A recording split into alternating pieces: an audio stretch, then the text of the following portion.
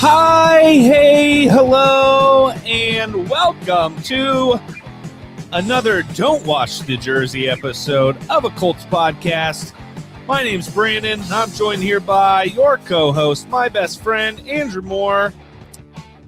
Kind sir, how are you doing today? It's been a couple of days since that big old Colts W. To absorb it, got to enjoy the weekend a little more, got to enjoy our Sunday. But again, yes, how are you? Doing good, man. It's been a nice, relaxing weekend. Kind of a mini bye for ourselves. We didn't have to stress over a Colts victory today. It was nice they got the job done on Thursday night. I think we didn't really learn a lot about this team, but things became more clear about how the Colts should operate, I think. And it was a good win. Good win. Got to watch the NASCAR race. Unfortunately, Chase Elliott did not win the championship, but congrats to Kyle Larson on that. And where did he place? He got fifth today, so it wasn't a terrible race, but he got fifth in a race where there was only 4 people that mattered, and everybody else just gets out of the way. You said, pretty much. But wow, I mean, his car lost it towards the end. So got it. But yeah, how was your weekend? My weekend was fine. Just fine. Bought a car. Nice. No more debt. Not a lot. It was a lease, so not a bunch of debt. Go follow us at a Colts podcast, Twitter, Instagram, Facebook, at a Colts podcast. About as simple as that. Some call it the best name for any Colts podcast out there. Most people call it definitely the most entertaining Colts podcast out there. And that's all because of Andrew, mostly. So thank God for him. Glad he knows what he's talking about. I don't know a thing about football. My picks today definitely prove that. But Andrew, the Colts do get the job done. Kind of mixed emotions about the victory on Thursday night. And we're obviously going to dig into that. But Colts beat the Jets 45-30. Jonathan Taylor is the best active running back in the league. And there's nothing you can say to change my mind. I mean, I think I've said over the past few weeks that Jonathan Taylor is a budding star in this league. That's not even enough. Jonathan Taylor's a superstar in this league. Oh yeah. He went absolutely off against the Jets. 19 carries, 172 yards, and 2 touchdowns. Probably could have gone for 250 plus if the ball kept getting fed to him. Probably. And the Colts still got him the ball over 20 times a game. And what did I talk about? I said in the preview leading up to it, the Colts were 5-1 when he had 18 or more carries. Jonathan Taylor had 19. Colts get another victory. And the Jets, there were many times where the Jets couldn't even get a hand on it. On that 76-yard touchdown run, however long it was. A beaut. Not only did Jonathan Taylor just hit the hole and take off, but there wasn't he didn't get touched on that run. Yeah. The Jets had absolutely no answer for Jonathan Taylor. And I really like that the Colts and Frank Reich, they made it a priority to get Jonathan Taylor the ball early and often. Basically, they looked at the New York Jets and they said, we're going to give Jonathan Taylor the ball. You know it. We're still going to do it. And there's nothing you can do about it. There's nothing you can do about it. Jonathan Taylor ran absolutely all over him. And so did Nyheim Hines. We'll talk about Nyheim in a little bit. But Jonathan Taylor, and this was kind of the focus of my piece on Friday morning, is Jonathan Taylor. I think we can start considering him, and I think it's pretty safe to say he's going to enter that upper echelon of elite Colts running backs, going back to even the Baltimore days with Lenny Moore, Eric Dickerson, Marshall Faulk, Edgerrin James, and I think Jonathan Taylor is the next one in that Mount Rushmore of Colts running backs. I'm pretty sure he's I love when we include Eric Dickerson as a Colts running back. It's my favorite thing to do, I think, as a Colts fan. But I don't know which records, but I'm pretty sure he's about to touch some numbers from early career stats compared to Edge even. Marshall Faulk did some damage with the Colts to start out, couldn't stay healthy, goes to the Rams, turns into a Hall of Famer. My mom hated. I remember the first Super Bowl I remember watching. My mom was cheering for the Patriots because she didn't know what she was doing, because she didn't know what was coming. It was the first Tom Brady Super Bowl, and she against the Rams, and she was cheering for the Patriots because she hated Marshall Faulk. But yeah, he's an absolute animal. I think if he keeps up, he could very well go down as the best Colts running back of all time. But, we can cross our fingers and hope. You don't exactly hang on to running backs the way you used to. They don't play for as many years in one spot as they used to, it feels like. But, 19 carries, 172 yards, 2 tutters, and what he go 200 even when you include his catches and runs. Yeah, he had 2 catches for 28 yards. So he had 200 yards from scrimmage. And the thing about Jonathan Taylor, too, is he right now he has more 150 plus yards and 2 TD games in his career than Edgerrin James or Marshall Faulk. No, not Marshall Faulk. I think it's Eric Dickerson had in their entire careers. And Jonathan Taylor's a second-year player. It's just an unbelievable stat that I found out after the game on Thursday night. And I think what we're seeing also is and it's something the Colts really haven't had in a long time, outside of maybe the quarterback position in Andrew Luck, is Jonathan Taylor is a guy that will keep defensive coordinators up at night. The defensive coordinators will have to focus in on stopping Jonathan Taylor. It's not like, okay, you could just put your best guy on him. It's going to take a full team effort to try to stop this kid. And the Colts would have that with Peyton Manning, Edgerrin James, Marvin Harrison, Reggie Wade, Andrew Luck and T.Y. Hilton to some extent, but I still think Jonathan Taylor is even up a level of T.Y. Hilton, what he was. Oh yeah. It takes a full defensive team effort to really stop Jonathan Taylor. And even the Jets were putting 9 men in the box at times. They've got a good front four. They knew Taylor was coming, and Taylor still couldn't stop. And it wasn't just all Taylor. Credit the offensive line. The Colts' offensive line, and especially they played very well. And even in the pass game, but especially in the running game, they were opening up massive holes. And I'm talking about everybody. Eric Fisher, Quentin Nelson, Ryan Kelly, Chris Reed, and Mark Lewinsky, Braden Smith, Matt Pryor, whoever you want to talk. Danny Pinter, big man TD alert. That was amazing. The entire offensive line played a part in that. And it just kind of shows when they're clicking on all cylinders and when Jonathan Taylor's clicking on all cylinders, this running game for the Indianapolis Colts offense can beat pretty much anybody. Yeah, it's unbelievable. The offensive line, they got to take a lot of the credit, and I'm sure JT has thrown it to them. Oh yeah. But they played very well, but like you said, the defense knew it was coming, and they still couldn't do anything.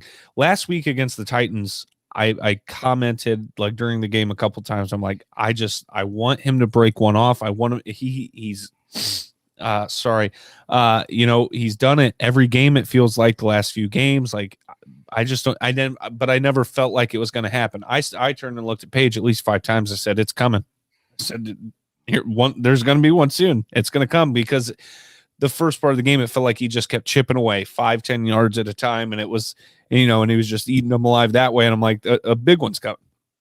It's going to happen. And the offensive line played a big part in that. But once he made that cut, goodbye. I couldn't even see the hole the way he did until he, like when they're going slow-mo and showing the play afterwards. And I'm looking at him like, how did he do this? I don't see the path. And then he just does it. Right. And when we're talking about Jonathan Taylor, he's 5'10", 226 pounds. So he's a bigger guy. So he can not only run over you in through the holes between the tackles. Anytime that Jonathan Taylor touches the ball, no matter where it is on the field, it can go for 6 anytime. We've already seen it twice this year with 2 70-yard touchdowns, one through the air and one on the ground. And then that wasn't even his longest run of the year. He took it 83 yards and almost got the touchdown. So that breakaway speed and that home run ability to couple with the consistency and the way he's patient can make people miss back there. Jonathan Taylor just has the entire package. And the thing about it too, he's only a second year back. I don't think Jonathan Taylor has reached his full potential. I think we're going to see JT continue to get better.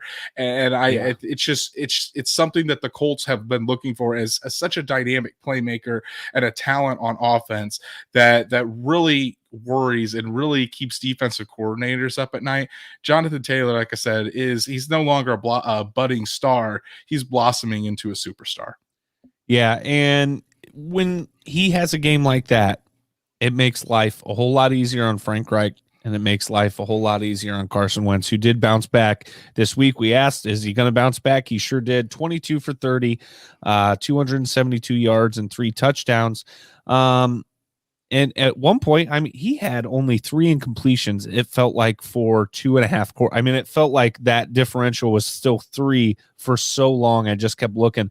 And one of those at that point was, a throwaway to avoid a sack. Maybe another one of those where you go, just hang on to the football and take the sack. But either way, he got rid of it and avoided a sack. But I mean, he played great. The 3 touchdowns, obviously, is a number everybody's going to look at. 272 is not going to blow the record books out by any means, but that stat line right there. You look at and go, the Colts won the football game.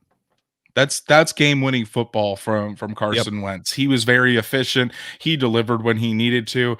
I can only think of maybe a couple throws that were off target. Maybe the one to Nyheim Hines in the fourth quarter. And Frank Reich even said that needs to be a better ball. But I think we're nitpicking at that point, because overall Carson Wentz had a very good game. He didn't put the ball in harm's way. I really thought. I mean, I haven't watched the film yet just because I was busy this weekend, but I'm getting ready to watch the film probably tomorrow. And it didn't seem like he put it in the harm's way too much. He was still finding Michael Pittman Jr. He was going through his reads very nicely, going from one read to the next, not necessarily locking on to a wide receiver. The touchdown throw to Michael Pittman Jr. was fantastic. The one over the middle, just put it right where it needed to be. And I mean, then he had one to, did he have another? He had another one to Jack Doyle that was very nice. But Carson Wentz, that's exactly what the Colts want. They want that recipe where they can rely on Jonathan Taylor and Nyheim Hines to take the pressure off of Carson Wentz, but still have Carson Wentz back there executing the offense. And some things that he did do didn't even show up on the stat sheet. Frank Reich said after the game that Carson Wentz, there were times where they gave him a certain run look and it wasn't even in the game plan, but Carson Wentz checked it to those running plays to get it to Jonathan Taylor and Nyheim Hines, and then ended up for big gains. So that's something that it's not necessarily going to show up in the stats sheet, but Carson Wentz handled that game well, and it's something that got the Colts into winning situations on offense. So Carson Wentz, for me, initial reaction, again, I'll watch the film tomorrow to really break everything down.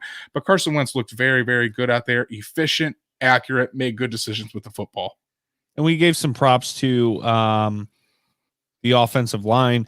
Another guy that did play great, and you mentioned him, 2 guys really, Nyheim Hines, Michael Pittman Jr., but Nyheim Hines, over 100 yards all-purpose, 108 and a touchdown.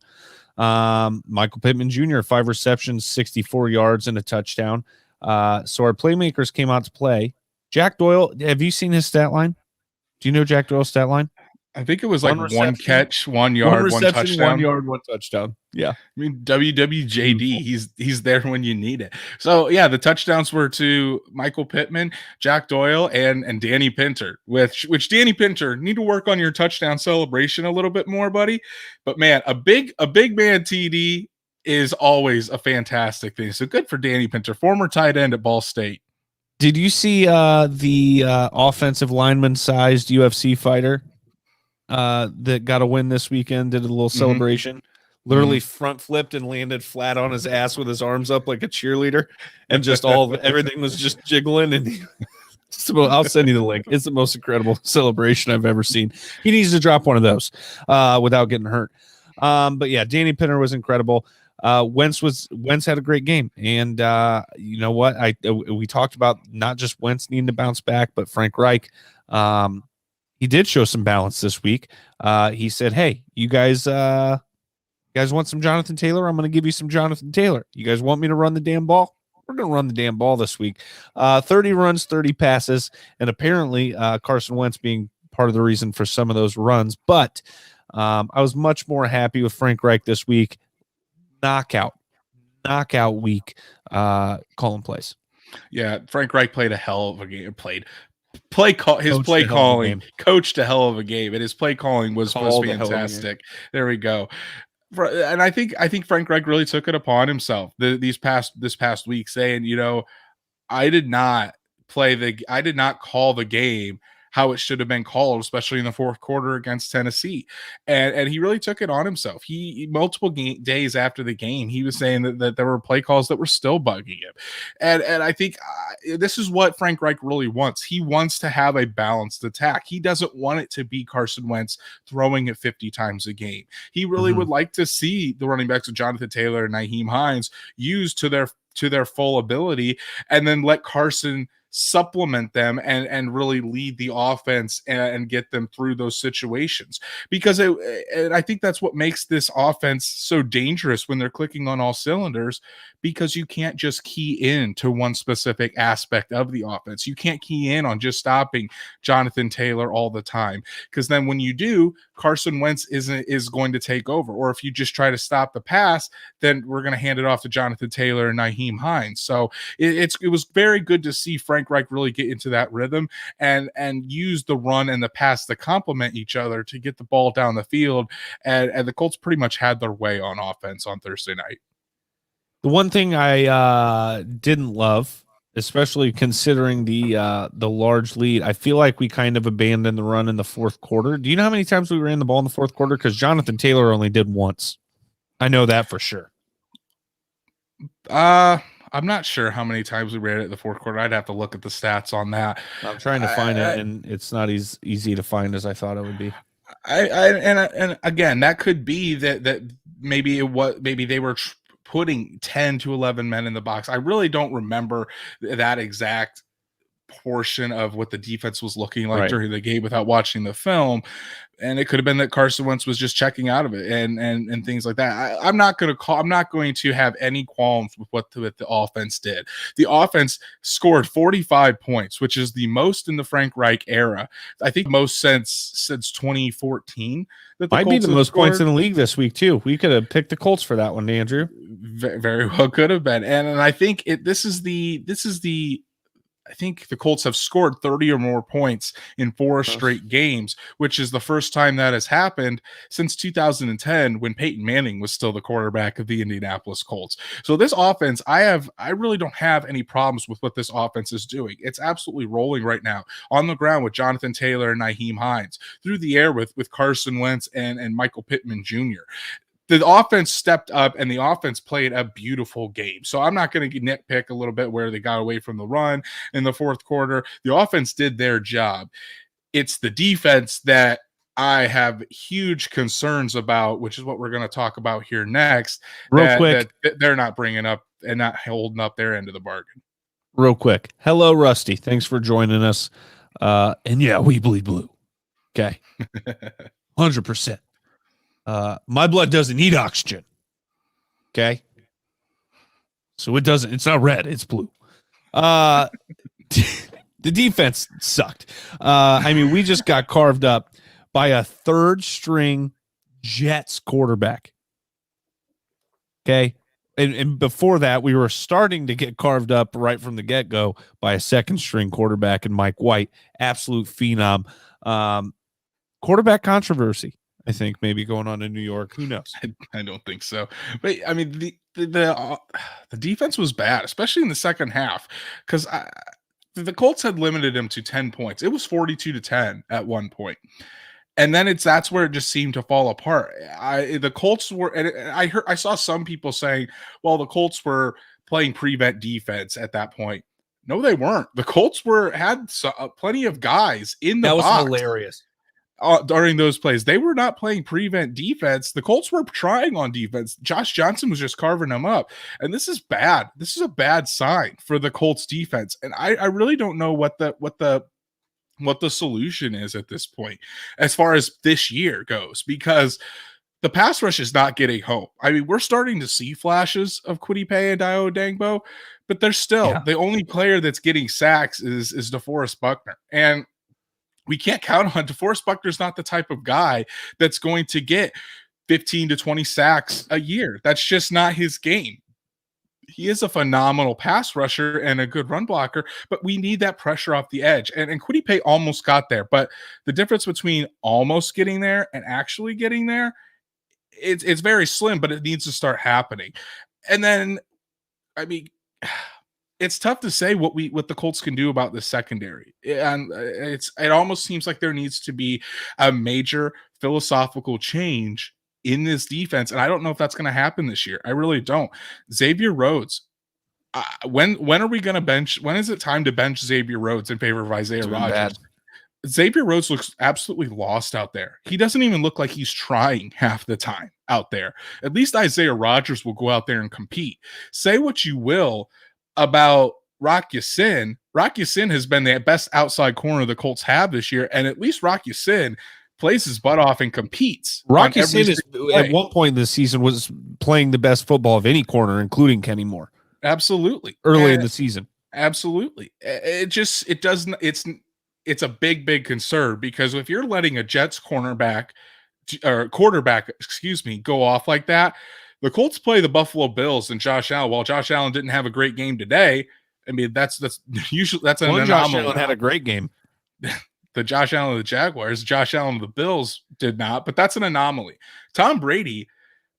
Will Tom Brady even have an incompletion against the Indianapolis Colts? It's tough to say. Kyler Murray, the Colts still play. Derek, you might as well, honestly, if I'm you, Andrew, I'm selling that Tampa Bay ticket. I'm selling both of those for big fat money. There are going to be so many Tom Brady just, huggers. We'll call them huggers. I won't say what they're hugging. There's going to be so many around here that would just love to buy your tickets at an egregious price. They can go buy it from somebody else. I don't sell my tickets anyways. So it's going to be very tough to watch that football game. It's going to be very tough to see what this Colts pass defense is going to be able to do against those elite level quarterbacks. And I think it's the players, but it starts with Matt Eberflus. Matt Eberflus is the one that's calling these coverages. The Colts, it seems like, are immune, and Matt Eberflus does not ever call press coverage or even allowing the cornerbacks to get their hands on these wide receivers. Almost every single play, the opposing wide receivers have a free release from the line of scrimmage, and the Colts defensive backs don't get their hands on them. And I just don't understand why. I don't understand why things aren't changing. When you see that and things are not changing. And don't we run a cover 2 typically? It's a Tampa 2, right? Not really. I mean, there's Tampa 2 in there, but the Colts run a lot of cover 3. They don't strictly stay in the Tampa 2. Mostly it's a zone defense. You just say the Colts run mostly zone because they do a lot of different things with the zone. It's not really strictly a Tampa 2. They run cover 3 more than they do Tampa 2. But at the same time, if you're not changing up those philosophies and changing up where the defensive backs are getting their hands on the wide receivers or anything like that, that falls on coaching, because Matt Eberflus is the one that's making those decisions. And it also falls a little bit on Frank Reich, because while he lets Matt Eberflus do his thing, Frank Reich does still have final say and is in those meetings. And Frank Reich should say something like this needs to change, because the offense can't score 45 points a game every single game. They're going to go up against harder defenses like the Buffalo Bills and the Tampa Bay Buccaneers, that the defense is going to have to help them. And yes, turnovers do help, but you can't just rely on turnovers to win you games. And this Colts defense is that's what they're doing right now, and they're in big trouble. Yeah, I mean, 486 yards to the Jets. 486 yards, a backup, as said here, an XFL quarterback, 317 yards, 3 touchdowns, 1 interception. Okay, great. Not to mention the touchdown pass that the second string quarterback scored against us.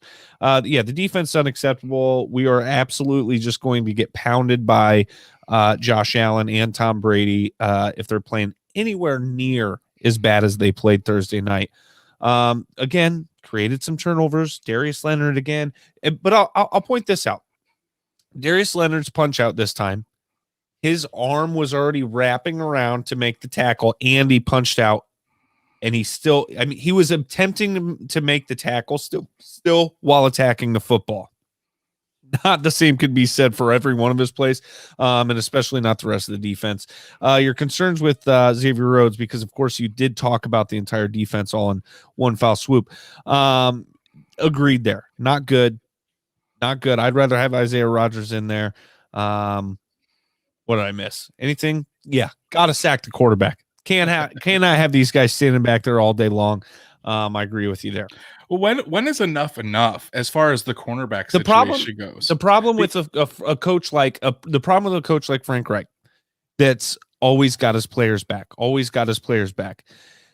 Here, one of two things happens. Okay, that pays off, or these players who are not playing well continue to do so, and there are no repercussions, and they know there aren't going to be. I mean, you can only have their back to a certain extent. We need to start holding some of these players, especially the veterans like Xavier Rhodes, accountable. Well, and I think that also falls on some of the leaders of the locker room, like the defensive captains in DeForest Buckner and Darius Leonard. Those are the two defensive captains. I think it needs to come from them as well. You see when Xavier Rhodes left the game with a calf injury, Isaiah Rodgers came in and at least he was competing. Yeah. At least he was trying. On that blown coverage to Xavier Rhodes, he was just kind of sitting in the flat. And he turns around and just starts jogging. He knows that he gotten beat, and it's like he's not even trying out there. I thought he thought he was supposed to pass that off to the safety. I mean, that might be so, but at the same time, it was either on him or probably Anderson Dejo out there. And the Colts safeties are in such bad shape too. We haven't even talked about it with Blackman out, Kari Willis back on IR, and now you've got Anderson Dejo and George Odom back there. I mean, it's a mess. It really is a mess in the secondary and for the Colts pass defense. The run defense did well. The run defense with Buckner and Grover Stewart, Darius Leonard, Bobby Okereke there in the middle, even Kwity Paye. Kwity Paye has been great against the run. The run defense, I don't have a problem with. It's becoming a huge problem because the Colts can get teams in third and long. But it doesn't matter when you're just going to let the wide receivers have a free release right down the field and they're able to pick up the first down just like clockwork right in the middle of the field. This is a very big concern for the Colts moving forward. And if they don't step it up, they're not going to have a chance to make the playoffs just because the end of the season gauntlet, you're facing too many good quarterbacks that are just going to carve this Colts defense right apart. I was going to say, we're going to need a lot of help. We're going to need the Titans to give us a lot of help. Maybe they will tonight. Luckily, the AFC feels wide open. I think we're still like power rankings wise. I saw, just one site today, had us still in the top 16 somewhere. We need some help. We're going to need some help. And the Titans are going to lose tonight. That I will say. Let's move along some other Colts news, Andrew. Injuries. Of course, safety, like you mentioned, Kari Willis, calf, placed on IR. And we already talked about wide receiver Desmond Patman was foot activated from IR, had a catch 7 yards on one or two targets, I believe. He actually played the second, or let me see, behind. I mean, obviously Pittman and Pascal are going to get most of the snaps, but as far as that third wide receiver position goes, him and Ashton Doolin both had about 22, 23 snaps apiece. So I think when Patman gets a little bit of his legs back underneath him, if T.Y. Hilton continues to stay out, Desmond Patman could have a prominent role in the offense. I still want to see some more Mike Strachan. We did see Kylan Granson finally. I mean, a big play. Good for him. I was happy for him. Offensive tackle Braden Smith. Oh my God, tricep left game. Quarterback Xavier Rhodes, calf left game. Good, fine. You can stay out. So I mean, Matt Pryor is still playing very good football. So Matt Pryor coming in definitely helps. And he was able to play fine for Braden Smith, but you could still notice how much better the Colts offensive line is when they have Braden Smith in the game. So you still hope that Braden Smith can come back as quickly as possible. Hey, some positive other Colts news.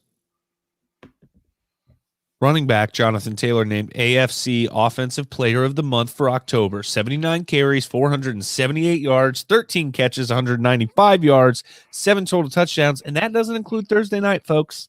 That was just October. Round of applause for Jonathan Taylor. I mean, this applause sound effect's really long. The man absolutely is balling out, and that's why I'm saying this kid is no longer a star. I mean, he's becoming a superstar in the league, offensive player of the month, and he's just getting it rolling. I fully expect at this point Jonathan Taylor to win the rushing title in 2021. You know those stupid tiers that one Instagram account posts? Finally, Jonathan Taylor. Somebody put some respect on the man's name. Put him in that top tier, that SOG football or whatever the hell on Instagram.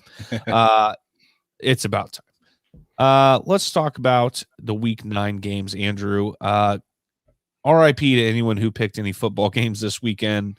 RIP to every parlay that has ever existed for week 9. It's both of mine went straight into the They did not win. They did not win. Browns 41, Bengals 16. I would say that Baker Mayfield did not like that. What Steve Smith said, Baker Mayfield, you are not good. And the fact that you ran Odell out of town is just embarrassing. Something along those lines. Baker Mayfield did not like the negative talk around him this week. Baker Mayfield went, from what I saw, Baker Mayfield went off. And it kind of seems like this has been an issue for a while now. It's like, and that's why I don't know if I would really want the Colts to go after somebody like Odell Beckham Jr. They won't, because one, they can't afford him. But even if they could, I don't want that. It falls into the Antonio Brown situation for me. He basically, Adam Schefter reported today that Odell wants to be on a contender, and if a non-contender that has priority on the waiver wire picks him up, there might be a problem. So basically, he said, if you're not a contender, you might as well pass on by, or I'm just going to be a pain in your ass. Yeah, my opinion of Odell Beckham Jr. is not good. I don't even good know. At football. I mean, is like can we say that Odell Beckham Jr. is still an elite wide receiver in the league?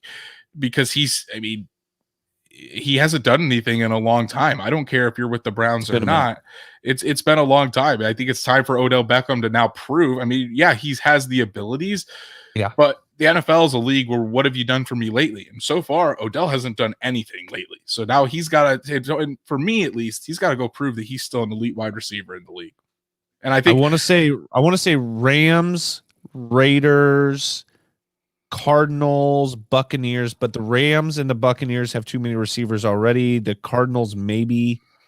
I don't think it'll be the Raiders, because the Raiders just signed somebody today, so I don't think the Raiders will be involved in that.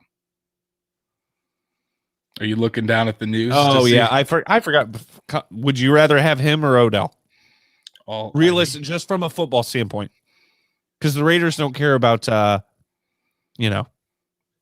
don't give a shit about. I think pain in the asses. They took Antonio Brown. I think they might now because of Antonio Brown, and then John Gruden, and now Henry Ruggs. So I think the Raiders might want to be careful about who they pick. Yeah, that's fair. That game though, the score surprised me, but the outcome, just of the Browns winning didn't surprise me. This one, Broncos 30, Cowboys 16. The Broncos got there, or the Cowboys got there. What's kicked in. It was brutal.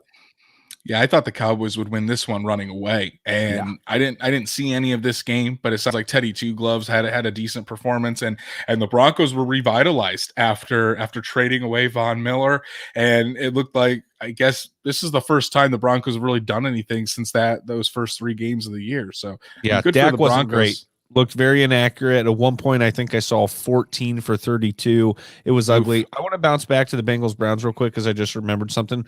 What really started it all off was a Joe Burrow interception in the red zone on the 1-yard line that went 99 yards for a touchdown. It was just it never stopped after that. Anyway, but yeah, the Cowboys did not look good. Had a little red, white, and blue stripe down the helmet this week.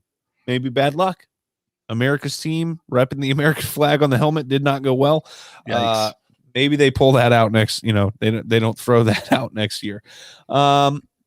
Dolphins beat the Texans. Congratulations. Let's move on from that. Jacoby Brissett gets a win. Hey, congrats, Jacoby. He did not look good from what I understand.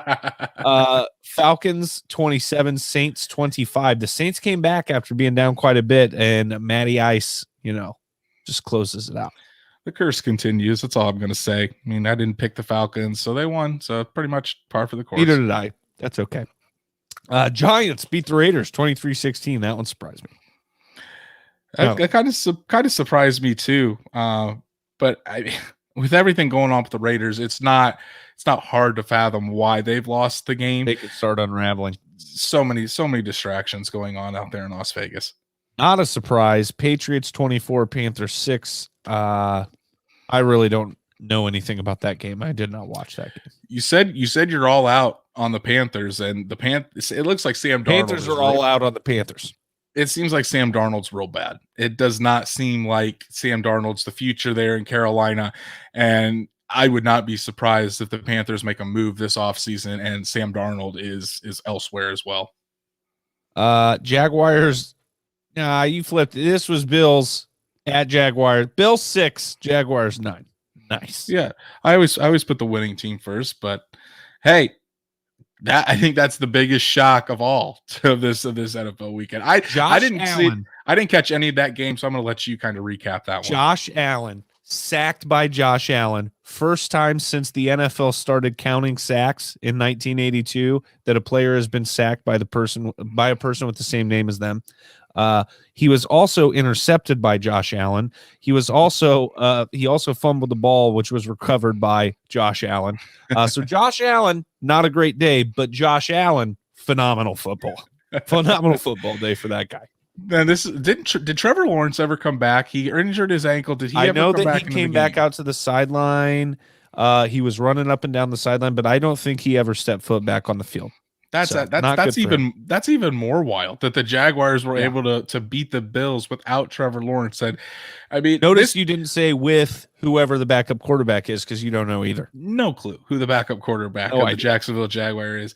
But hey, Colts play the Jaguars on Sunday. This is kind of like how it was last week. The Jets had a big win over the Bengals, and now hey, I hope every crappy team we play has a big win the week before, so we go, oh wow, these guys can win a football game. Matt says that Trevor Lawrence did come back. Okay. Out. So, okay. I don't think he didn't finish the game though, right? Can you confirm? He did not finish the game. Can you confirm, Matt? Let us know. Hilarious. We're spending too much time talking about the Jaguars against the Bills. Ravens Vikings. That was a good game. 34-31. That's got to be the most popular score of the year. 34-31 with an overtime game-winning kick. Ravens, of course, Justin Tucker comes out. Vikings had a chance. They got a turnover in overtime, didn't capitalize. Ravens win. Well, I saw the Vikings were up like 14-3 to start the game. So, yes, the Ravens just love to come back, don't they? It's pretty wild what they can do. He was on the field with 3 minutes left in the game. Okay. Well, I guess I again, not paying very close attention to that football game. For Trevor Lawrence, you're saying. But it would have been nice if the Vikings would have been able to get that win over Baltimore to kind of knock Baltimore down a little bit in the AFC standings. Justin Jefferson, second fastest to 2,000 in NFL history behind Odell Beckham Jr. Chargers beat the Eagles in a close one, 27-24. Are the Eagles good at football? I don't know. I really don't. I heard that Jalen Hurts had a pretty good game. I don't think any team's good at football. I didn't catch that game, but hey, I mean, if you're going Jalen Hurts or Justin Herbert, I'd rather go Justin Herbert, and I think that's probably what did the Eagles in, and Justin Herbert probably won him the game if I'd have to guess. Chiefs beat the Packers 13-7. I was really feeling the Packers, but apparently the rumors that we heard last year about Jordan Love being inaccurate, very true. He's not very good. I think El Prez tweeted, he said, I didn't expect Aaron Rodgers out here, but I did expect a guy that would be able to throw a spiral. And I mean, he is not good. And the Packers will, Tannehill interception number 2. Love that. Haven't watched a bit, obviously. But yeah, the Packers are going to be looking for a quarterback again soon because Jordan Love is not it. Because Kansas City's defense is not very good. Yeah, if Aaron Rodgers isn't back after this year, man, the Packers are in trouble. We even said last year, hope Aaron Rodgers just leaves because of this game and goes, have fun with that. We even said that that Jordan Love was such a boom or bust prospect last year, where he showed incredible flashes, but it was, again, he was at Utah State. It was only for 1 year. He was very erratic with the ball. So which Jordan Love were you going to get in the pros? The potential that you saw in college, or were you going to get the erratic side of him? And I mean, it's still his first start in the NFL. I'm not going to dog the dude too bad after just one start. I want to see him get some more games under his belt, but I mean, he's definitely not Aaron Rodgers. No, not in the least. Not really anybody is, though. So, yeah, well, Aaron Rodgers is a liar, Andrew. So, who cares? Yeah, who cares about Aaron Rodgers? Sure. Cardinals 31, 49ers 17. No surprise there. Aside from the fact that, by the way, Colt McCoy started and absolutely kicked the shit out of the 49ers. Kyler Murray did not play. DeAndre Hopkins did not play. I did not know that Kyler Murray wasn't playing until I saw Colt McCoy on the football field. J.J. Watt was not out there. And the Arizona Cardinals just absolutely destroyed the 49ers. 49ers are in a bad spot, man. I did not expect them to be this bad this year. I thought, while the quarterback situation wasn't the greatest, the team around him should have been a lot better, and just nothing. Bad showing by the 49ers this year. News around the league, Raiders sign wide receiver Deshaun Jackson. Football-wise, I'd still rather have Odell. Just strictly football. I think he fits the need that they have, though, as far as Henry Ruggs was a downfield speed guy threat. That's what Deshaun Jackson is. So Deshaun Jackson's pretty much going to come into that role and fill it seamlessly. So, hey, how's Josh Gordon? I like the move.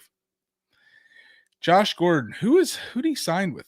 The Chiefs. The Chiefs? I haven't heard his name. Stink. I mean, the Chiefs don't seem to be having very much success on offense, so I would assume Josh Gordon isn't having much success either. No, it's not. Brandon shaking his head. For the podcast listeners, because Brandon doesn't ever think of the podcast listeners yes, I anymore. Do. Matt says Shanahan's seat is getting warm in regards to Kyle Shanahan with the 49ers.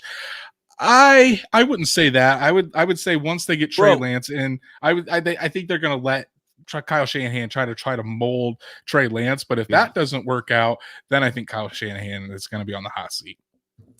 Yeah, I just don't. No. I mean, John Lynch only has the job because of Kyle Shanahan. You know what I mean? I think Kyle Shanahan sticks around before the GM does. Honestly, I mean that. See. I think Kyle Shanahan's a great coach. I think it'll take some time before he's out of there. Colts player of the game. My pick, running back Jonathan Taylor, 19 carries, 172 yards, 2 touchdowns, 2 catches for 28 yards. Andrew, who's your Colts player of the game? Yeah, Brandon just loves to take over my segment. I'm just gonna start taking over bad beats with Brandon, I guess. Colts player of the game is easily Jonathan Taylor. Like we said, 19 carries, 172 yards, 2 TDs. I mean, the kid's a superstar. He really is, and he defensive coordinators are going to have to game plan specifically to stop Jonathan Taylor. I think even before they think about what they're going to do to stop Carson Wentz at this point. And if they don't, they're in for a very long day. And I think Jonathan Taylor is just going to continue to get better. And I'm excited to see what he does as a Colt. So yeah, Jonathan Taylor, the Colts player of the game.